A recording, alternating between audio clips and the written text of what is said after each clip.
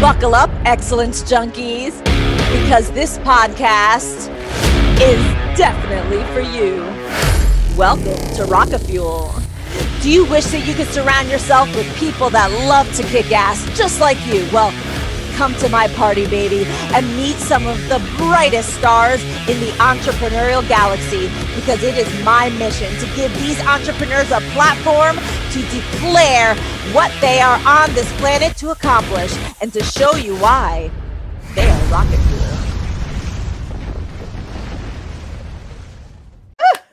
And we're live. Oh my God, that intro, that's something else, that is. I love it. Well, you deserve it, sir. You deserve it. Wow, my goodness. Well, my dear Rocketeers, I am so happy to be able to introduce you to somebody who is quite an expert in influencer marketing. But I want to ask you a question as you're listening. If you are a senior executive, if you're an expert, a subject matter expert, a professor, who shivers when you think of the concept of you being an influencer, right? If you think, oh my gosh, that's for those young spring chickens and not for me, then you need to listen, because today we have quite the expert in influencer marketing who specifically focuses on helping senior executives and really seasoned professionals understand what their place is in this new influencer marketing world. So welcome, Gordon Glenister. Welcome. I have been waiting a very long time to interview you. Oh, bless you. It's lovely to see you. And as I say, what an intro. It's incredible. I've never seen a podcast video intro like that. So it's the first on me. We mean business. Well, I mean, I'm serious about really introducing, and I call, our audience Rocketeers, right? So they're essentially listeners out there that are looking to bust out of mediocrity, right? It's like when you have this feeling of like, what I'm doing right now is just meh, right? And you have this desire to do more. And so my thought is, hey, I want to connect people to the people that can actually help them do more, right? Instead of kind of searching around. And so this is important for like what we said, these senior executives who kind of know that influencer marketing is this trend, right? And they don't know quite how to play in this space. So can you tell us a little bit more about what influencer marketing means, and then how you got into this space? Yeah, I mean, influencer marketing is not necessarily new. I mean, it's traditional word of mouth marketing in a way. It's just like emperor's new clothes. I mean, we trust the opinions of people more than we do traditional brand advertising now, in a way that's unprecedented, particularly amongst younger people. In fact, I saw a survey recently that suggested that millennials and Gen Zs trust traditional brand advertising to the tune of just 1%. Yet they will find out about new exciting products from their favorite YouTuber, from their Instagram creator, if you will.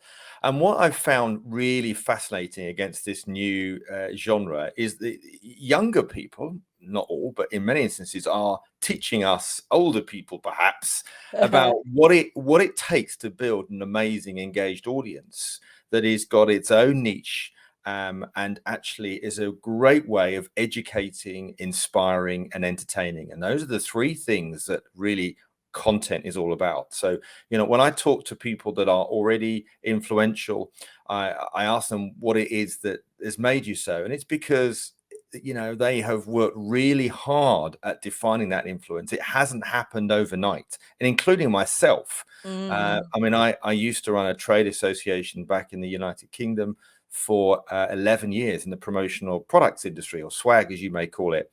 I was really much known as like Mr. Merchandise there. And I created a really good reputation there as a influential person there.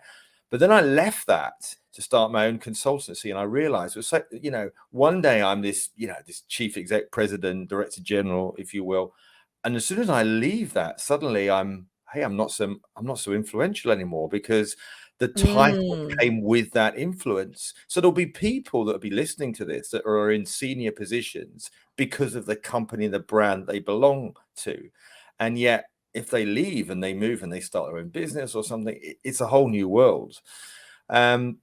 So, I mean, Mm. remember, influence is about you. It's about having the ability to change the opinion of others through through thought leadership, advice, and opinion. And so, it's not just about having a massive following. It's about having an engaged following. So, you could say, for example, Wanda, that a professor who might have a very, very small audience, but actually look at the pandemic, for example. Look how influential the pharmaceutical professors have been, and we have, governments have listened to every word they've said during this pandemic. So their level of influence is huge, but yet prior to that, they may not have had 50,000 followers on Twitter or LinkedIn, but the Mhm. quality of the opinion and the people that follow them is very, very high.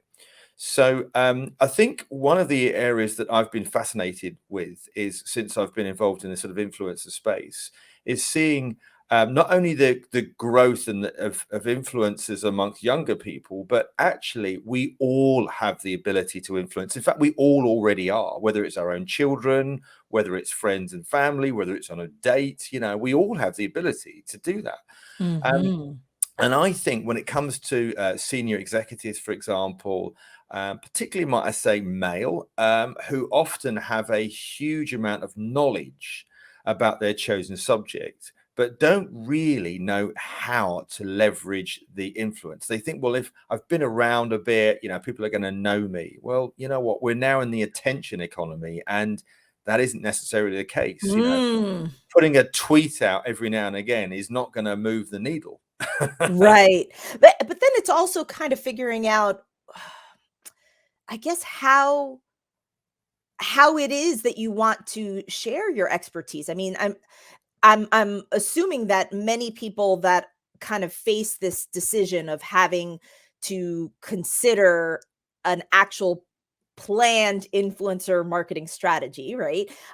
Think about this conflict with ego, right? Like, does it seem egotistical to share my expertise more than just at that local conference, or that global conference that I speak at once a year, or Yeah, something like that? I mean, is that a thing? I'm just no, kind of no, it is. It's a really projecting. important thing, because the one of the challenges that influencers have faced is this sort of selfie culture amongst younger folk, and people that don't necessarily want to be in the limelight, but they may also want to be seen as the go-to person in their niche, for sure. Mhm, They want to mhm. be seen as an expert.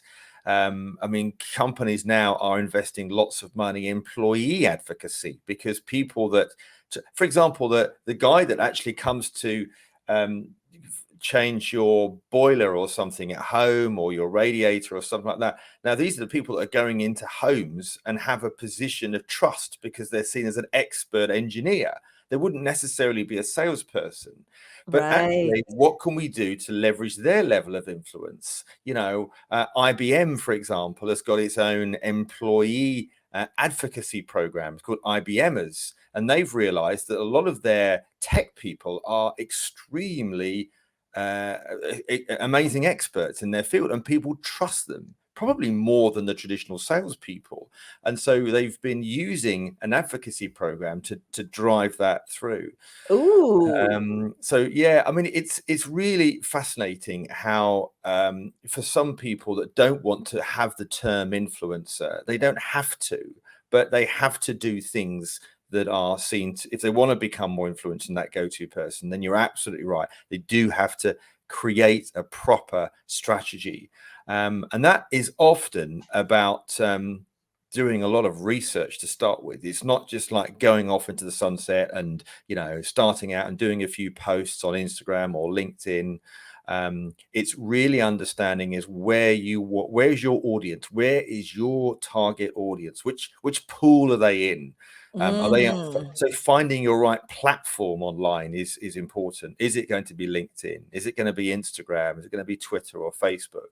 And I Right. often say focus on one to start with. So rather than, and by the way, when we're talking about growing your influence, it's not going to happen overnight. Some of the most successful people, unless they've been on a reality TV star, they've done some big PR stunt. Trust me, it takes time to grow an engaged audience. Oh my goodness. I mean, clearly there's so much knowledge that you can share here. And for you listeners that are really intrigued and you feel like, okay, this is speaking to me because I do struggle with this. I know that this is something that is in my future, but I haven't pulled the trigger on it yet.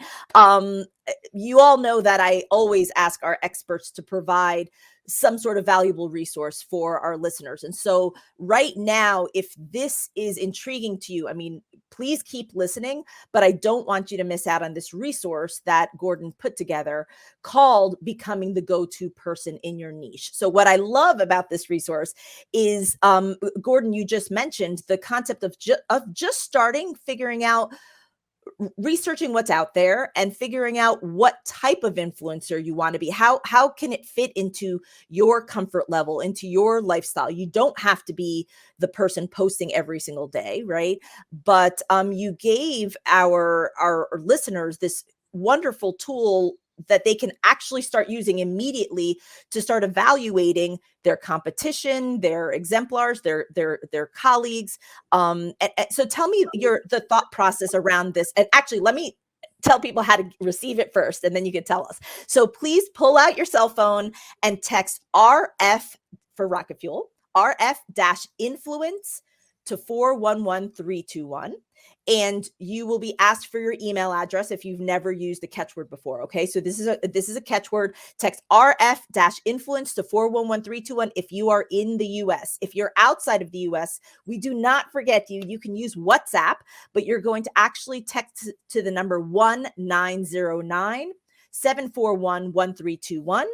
And then the word that you text is RF-influence. Okay. Please provide your email address. Immediately, you will get this resource in your email inbox. I'm telling you, carve out time to look at it and to start executing this practice, because this will help you understand what's going out there in your niche. So tell us a little bit more about this resource.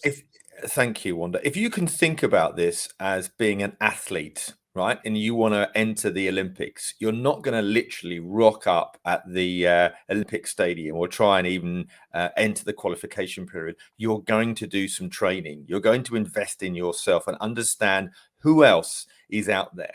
So what this process is all about is understanding the competition that has a similar audience to you, as well as the exemplars. And what I've asked people to do is have a look at the type of content and it could be that you're just focusing on maybe on LinkedIn, but you could also look at it on Instagram or Facebook or any other platforms.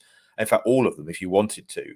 The principle of is before you even consider creating a piece of content, make sure that you understand who else is out there, what type of content they're producing. Is it a still, a video? Is it a statistic? Is it an inspiring quote? Whatever it is, for each of 10 posts, you're going to analyze what type of content they're doing and the reaction to that audience. Now, if you can imagine this on one dashboard, on one form, to see all of that together over a period of time. And by the way, it doesn't have to be just over 10 posts. You could continue to do it. As well as your own, by the way, and if you're already out there, that is. If you haven't started on LinkedIn or any others, then fine. But the point is to understand how your competitors' content is being received by that audience. That's the most important thing. Right, they like this. They like number post 4. They like post 7. They like post 9. Oh, on this person, they're not reacting very well to that. That person has just shared a CNN article, but it's got virtually no reactions. And the reason it's got no reactions is because actually content that originates from you, for example, on LinkedIn, that does not have any outbound links will do far better than those that do. The algorithm, of course, on social media is very much driven around comments and likes and active and engagement. What they don't want is you to leave these social media platforms. So don't give them the ammunition to do that. So if you've seen an article, for example, in CNN that you think is relevant to your particular subject or any news media, then quote it, but don't put the link in there. Just quote it, because guess what? That makes you look good. You're not just literally sharing what somebody else has said. Because at the end of the day, if I'm following you, Wanda, I'm following you. I'm not interested in CNN. I'm interested in your perspective. It might be that you have found something that's very relevant and you've commented on a CNN post. But do you see what I'm saying there? Yes. It's Yes. totally relevant. So it might well mean that you'll see greater level of interaction from video content. It's a fact that video does a whole lot better, but then it might mean that some videos are very short, others are long. So people aren't hanging around for too long for the long videos, they're clicking out. And what this will help you do, guys, is really help you create the perfect blueprint for your influencer marketing content strategy, right? That is only content. But obviously, there's a whole lot more to influence. I often talk. I'm an author of influencer marketing strategy, and I often talk about your circle of influence. If you could have 6 people that would pretty much do anything for you, either in your business or in your personal life. Make sure that you really think about that. It's what I talk about in my influencer marketing program as well, is keeping an eye on who those people are. We often say I think we're 5 or 6 connections away from whoever we want to be in the world. And it's true. It's true. If you really start to think about that. And influencer marketing is all about building relationships and trust. And this is really important, because people that lose trust lose influence. Ouch. Right? Yeah. But it's true, isn't it? If you think about people that are even in our political life, how much that has impacted. People want to follow and engage with people that inspire them, that educate them, and entertain them. If you look at TikTok, for example, as a channel, it's not just about 20-somethings. There's plenty of older people now on TikTok. I even saw a lawyer on there a while ago, and he realized that all his competitors were on LinkedIn or Twitter, or not doing very much. So he created his own story in a really engaging way about how he could help lots and lots of people with, legal requirements, all that sort of stuff. And he's got like 4 million views or something, huge, because it's about, we're in this attention economy now. As I said, we have to cut through. And the only way we're going to cut through is by the quality of our content and constantly optimizing it. Don't just take a picture and think that will do. It's better that you don't do anything than think about how you do it. And this is really interesting, especially for your senior executives that are perceiving this as, oh my goodness, that means I have to share something every single day. What you're saying is, no. With good strategy, you can just have a good cadence of high quality content, because you've actually evaluated what people are responding to, what other people have been making mistakes on or doing well on, right? Correct. And take that time, and it's that planning that allows it to not be so cumbersome. Yeah, and seeding influence, that is a very important thing to do, is getting other people to talk about you. I mean, what I talk about is a brand is what somebody says about you when you're not in the room. Yeah. So when I talk to somebody else about, oh, I've been on this amazing podcast, and Wanda is this great host, whatever comes out of my mouth, you have influenced me by what I've said, because I've had an experience with you. Do you see what I'm saying there? Yes. And if we can create the right environment for people to remember who we are. I mean, I'm actually working with a client at the moment, and he's a recruiter, and he specializes quite a lot within the manufacturing area. So I said, well, why don't we rebrand you the manufacturing recruiter? the manufacturer's recruiter. And literally, Wanda, I can't tell you what a difference that has made to his online presence. If ever any of you want to go and check Jeff out, Jeff Beecham, the manufacturer's recruiter, he's really focused entirely on LinkedIn. He's got great level of engagement. His LinkedIn bio looks really, really strong. And yet, recruiting, of course, is a highly competitive area, and people aren't reacting now to cold calling in the way that they did. So his what he's been doing rather very cleverly is being seen as the supporter to the UK manufacturing industry. So when he does hashtags, it's supporting British manufacturing. He's not people aren't seeing him as this recruiting salesperson. They're seeing him as somebody that's really got their backs. He's been interviewing. Fantastic. He's been interviewing some people, so he's really, taken this on board, and I'm so pleased with it, I have to say. Excellent. And so there are just so many different flavors to the influencer marketing world. I mean, that's what I'm receiving from you. And I think for those of you listening to this episode, I think it's really, really important to figure out where you play in the game. It's kind of interesting because something that you said earlier, let's say you are a CEO to a biotech company or something like that, right? Yeah. So part of it is obviously your influence because of your title, but then knowing that later on in your career, you may want to do something else or move to another company. I mean, you have other aspirations, and figuring out, well, how is it that you want to position yourself? So it's kind of interesting. It makes sense to work with an expert to figure out, okay, what are your personal goals from a personal branding perspective? And then also, how does that align with the corporation that you're working with so that you're synergistically helping each other, but you're not pigeonholing yourself just because of that company, right? Does that make sense? 100%. And I think you talk about CEOs and particularly some of those have had their social media accounts managed by others within the company, and that happens, of course, and there's nothing to say that's an issue, but it's clear that people want to hear from people. People follow people more than they do brands, and I think, I mean, particularly over the pandemic period that we've had, we want to hear from the CEO. We want to hear his vision.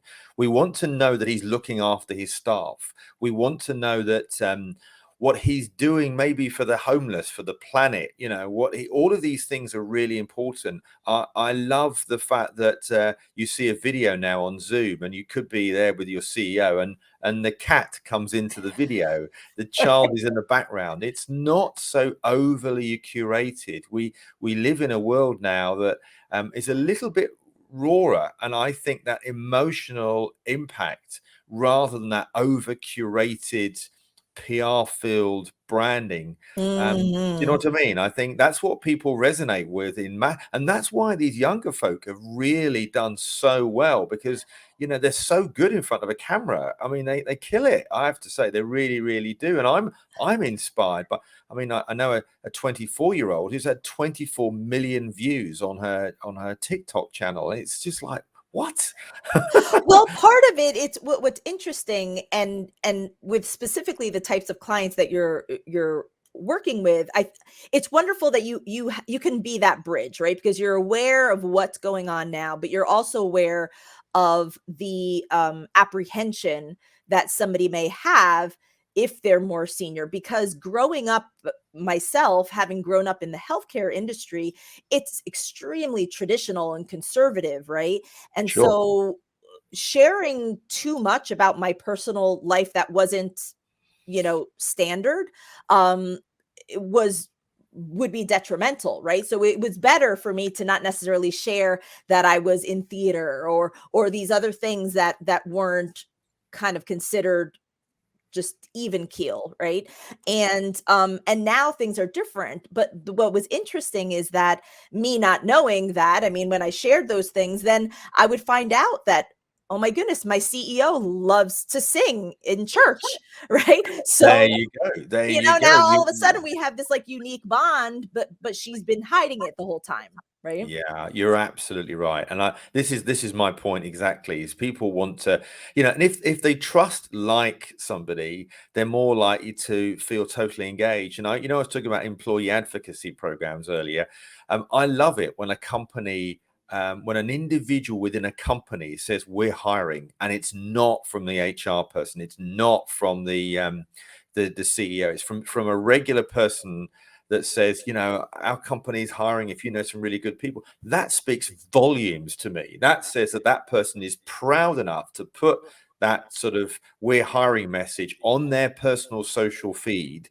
Yes. And that, I think so many companies out there have got missed opportunities, that they've got loads of ambassadors waiting to happen, but they don't know how to put them in place within their own organization. But influence also starts from the top. If you have a good culture, which is about transparency, engaging, visionary, people will want to be part of that. And so that's very interesting, because if a company inherently finds transparency, innovation, all of that as some cultural pillars for their organization, then it becomes even more important for the leaders in the organization to really start going all out in doing that. Now, of course, the all out means differently for everybody, and this is why you engage an expert to figure out what